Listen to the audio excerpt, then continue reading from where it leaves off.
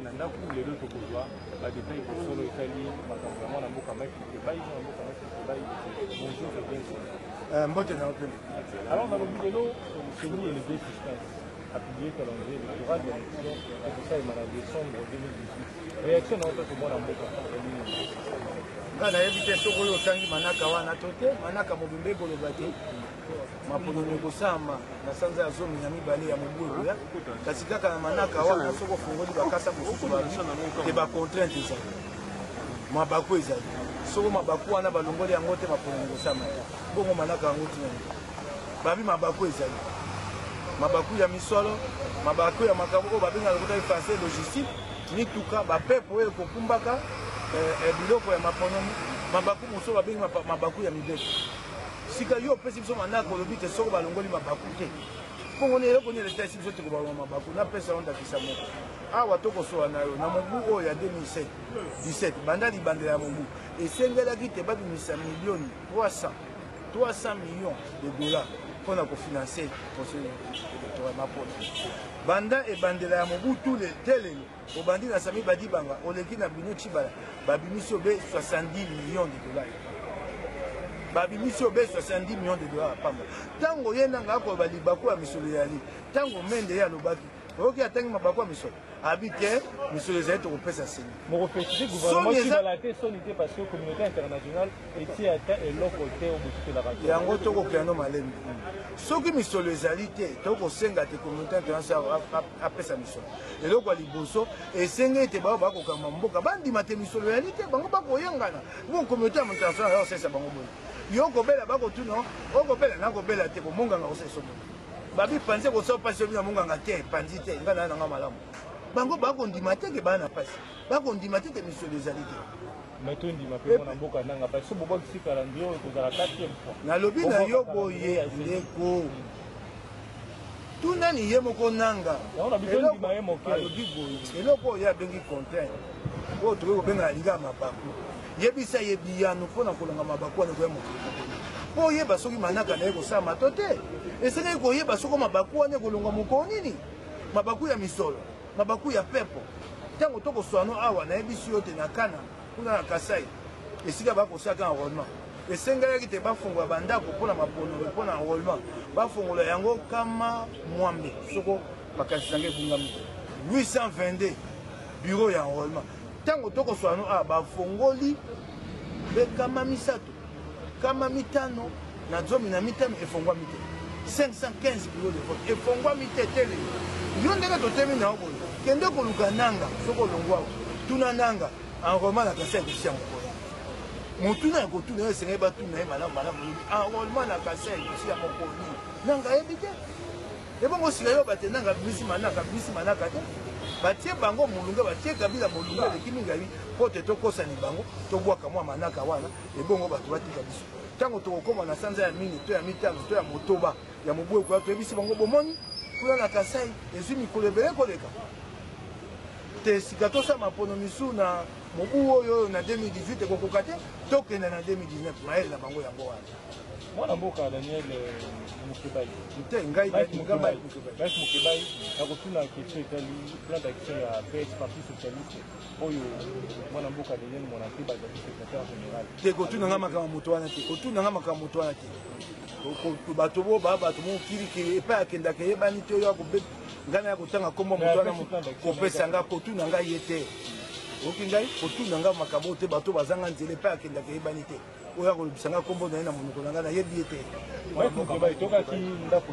awa unité ya opposition eza kosalema na lobi Fidel Babala na top Congo alobaki ke bato bakolobaka transition sa Kabila bazolobaka makanisi na bango ekosalema ndenge nini na unité oyo mpe ekosalema ndenge nini aussi longtemps ke bato mosusu bazolo na makanisi ya transition sans Kabila na Fidel Babala alobi wana eza makanisi ya bango omoni ntango biso tolobaka biso bato tokokamba bato tokotalaka moto atalaka mwa moto atali anga alobi na kokoma député lobi na kokoma songolo na kokoma peuple atalaka te peuple ana pasi ntango okoba unité ya opposition wana tokoki kobetabeta monoko wana likolo kingangi aka alobi bosongola alobi boye peuple asalemi unité opposition peuple moto akosala moto akokata likambo wana bokotuna ya transition sa Kabila peuple moto akokata bakotuna na lokota ye français okoka batangi bakelasi mingi bakotuna bengo transition sa Kabila bakosala yango na mécanisme nini nakotuna yo ntango Kabila atiaka mobeko na ye na janvier 2015 azongaka nsima na mode d'emploi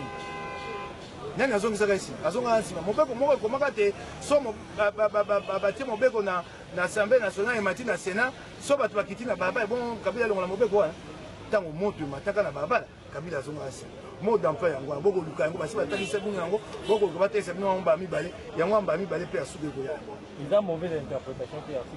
article moko te koloba wana eyali kanda ya bana mboka esoko na suka article 64 eza pole ekoloba nyonso article 64 ebi soki moto moko azwi bokonzi to akomi kosalela yango na nzela ya mabe esengeli bayeba mboka batele bango bakamati bakei na molongo ya mibale kasi molongo ya mibale elobi te bato bakosala mobulu na bokonzi eza nzela mibeko bakokanga ebongo bokonzi ya Kabila esi na nzela mibeko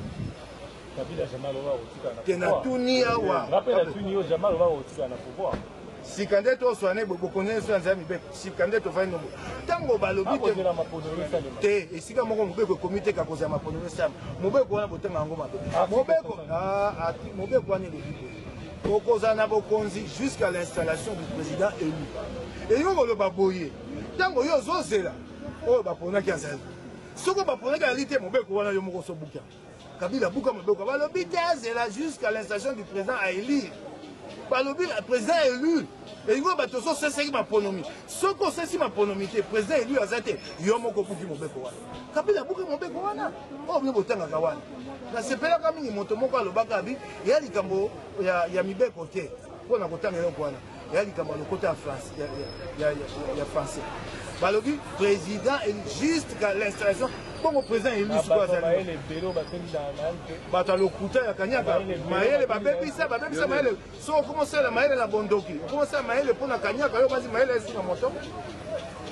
mayele akanyaka ata yo ndenge waboye okoloba malamu sikoyo soki oke na ngambo na bango abakomisi ozoka mpo bakopesa okanyaka batindi yo babikende oyo eloko wana eza mwindu yo binamoni mpe babidobe eza mwindu eloko esalamaka yango wana mayele yana likambo te balobi na lokota yali français science sans conscience meke windela kuna na kana bango ezali science sans conscience bon mokolo eleki mwa mikolo mibale misato awa nalamuki na ntongo mama koto moto ayekola mosanga bi papa lamuka kotala lamuki natali mpo ndako eza ya etali ayekola sanga basukumi ekuke basukumi kasi ekuke yango batia eza na esika mwana fungola mpe na kumba mibale ya koka mwana fungola ebukani soko kumba wana ezalaki te bato wana bakoti na ndako nakiti na bimi na bandi otala na lopango mpo lopango wana nakanga moyibi naketi epa baninga natuni natali moto akotaki ntango nazongi naye kotala liboso na ekuke ya monene mpona nakota lopango namoni ete bakati kanga moyibi mobimba lingo bate bato wana bakataki kanga moyibi esika wana nde bakoteli ntango na bandi obwaka mwa mbela na baninga langa pembeni natuna bango so bamonaki mwa likambo moko te ya mwa kokoso boye na butu nde elenge moko tokangani lopango ayekoyebisanga bi te nga nazongaki awa na ngonga misato ya ntongo na 3 nde nayoki bato bakosola na kati ya lopango kasi lokola yo moko omesana kovanda na baninga na yo te ngonga mosika ya butu kosola na bango nde nga nabanzaki te ovandi na baninga nde likambo yango nde likabili bato bayebisa nga nakende kasi nayebi te so mpe nake koyebisa bango baosani nayebi yo baosala mosala te baosala te tika na yo biso ndenge toa boye na bayimboka nde toa boye moto abatela biso ya nkolo soko olandi ndenge mikili mosusu etambola te bakonzi bakosala mosala moto ekobatela bato me tosi tokufa ndeko tika na lobamaka mosusu ya polisi nandimaka bayimboka oyo baali tuna na kati ebongo ntango bakofuta moto 40 000 50 000 franga sa okoya bango mate bandeko wana 40 000 50 000 francs te tika bandeko wana mpe ntango nakokenda nango kuna kofunda eyali bango te baoyo ya likolo bayipolitike botikani moto wana atungisaka biso koluka makambo nini epai na ye soki akozwa likama azwa likama ekozala esengo na bango te soki azwi likama boye te yo bandi nini si bakosepela bamela kopo soki nazwi likama nayebi yango nayebi yango Mike Mukebaye lelo calendrier électoral wana bozalaki kozela yango na motema mobimba ebimi mpo nani bokoki kosoutenir yango te bozokaka de blocage en blocage nabi na yo botunani nanga omona wapi babimisi manaka pe babi manaka wana eza na mabaku botuna ye mabaku wana ekolonga mokolo nini mabaku etali misolo etali pepo abi nasali calendrier kasi ezali na bacontrainte elingi oloba nini ntango tokokoma na sanza ya libwa sanza ya motoba ya mobu ekoya akoyebisa bino te mabaku wana elongwe te maponami ekosama esu na mobu te botuna Kabila na Tshibala bayebisa biso eyano na mabaku wana ekopesa mokolo nini wana nde manaka ekomi na solo. Bonjour Marc Mukeba. Autant de machines, il nous faut autant des aéronefs. Et c'est au gouvernement de trouver des réponses. C'est au gouvernement de trouver. Ces problèmes-là sont connus. Nous n'avons jamais organisé des élections seules ici. Chaque fois qu'il y a eu des élections ici, nous avons bénéficié des concours des autres sur le plan logistique. Kabila a travaillé de tout le Congo. Il y a pas mal de coins du Congo qui sont inaccessibles. Vous ne pourrez pas y aller aisément. Il nous faudra forcément le concours des autres. Donc ce n'est pas nouveau. C'est au gouvernement d'évoquer la question publiquement et d'aller vers nos partenaires sur le plan bilatéral et multilatéral, trouver du soutien. Bon, Nanga continue à se plaindre. Mais quand tu entends Mende, tu as entendu ce que Mende a dit? Il ne s'est posé pas un problème d'argent. Est-ce que tu comprends? Alors, si les gens ne sont pas sincères, qu'ils cachent les mal dont ils souffrent, comment on va les soigner? Il faut commencer par reconnaître que je suis malade pour être soigné. Le gouvernement cache. Parce qu'il cache, pourquoi? Parce que ça lui profite. Ça lui permet de gagner du temps. Et comment jugez-vous cet aspect des choses? Mangaki avait annoncé que les élections vont se tenir durant 514 jours. Et aujourd'hui, il revient, on retrouve qu'il a carrément réduit le nombre de jours. Vas-y comprendre quelque chose. Hein. Il nous disait 514 jours à dater du terme de l'enrôlement. Et tout d'un coup, c'est une année. Vas-y comprendre quelque chose, mais ce qui apparaît, ce qui est clair, ce qui est apparent, c'est qu'ils ont reculé devant le président américain. Oui. Kabila, c'est pas lui, c'est Kabila qui a suivi la pression. Alors, lui n'est qu'un instrument. Alors, le président du Rassemblement, a estimé pour lui qu'il faut une transition et que les élections doivent se tenir d'ici juin 2018. Comment jugez-vous cet aspect? Il y a un élément que tu as omis. Hein? Je ne pense pas que tu l'aies fait délibérément. Non seulement d'ici juin 2017, mais sans Kabila. Et c'est 2018, mais sans Kabila. C'est sur ce schéma-là que nous travaillons. Mais effectivement, on sent que l'opposition reste divisée puisque tout récemment, Fidel Babala, du MLC, a annoncé qu'on ne peut pas passer dans une transition sans le président Joseph Kabila. Comment réagissez-vous? L'opposition n'est pas divisée, il y a des points de vue divergents. C'est lui qui tranche, c'est le peuple. Viendra le moment où l'appel sera lancé et vous verrez si l'opposition est divisée ou pas. C'est le peuple qui tranchera. Autant qu'il avait tranché en 2015 sous la loi électorale. Parce que j'entends les gens dire élection sans Kabila, par quel mécanisme? Mais je leur réponds, quel est le mécanisme qui a fait reculer Kabila en 2015? Sa loi a été déjà passée à l'Assemblée nationale, elle était en discussion au niveau du Sénat. Et quel est le mécanisme constitutionnel qui avait été mis en branle pour que Kabila lui-même bloque sa loi? La rue s'était mobilisée. C'est ça le mécanisme. Les gens cherchent, le mécanisme il est là.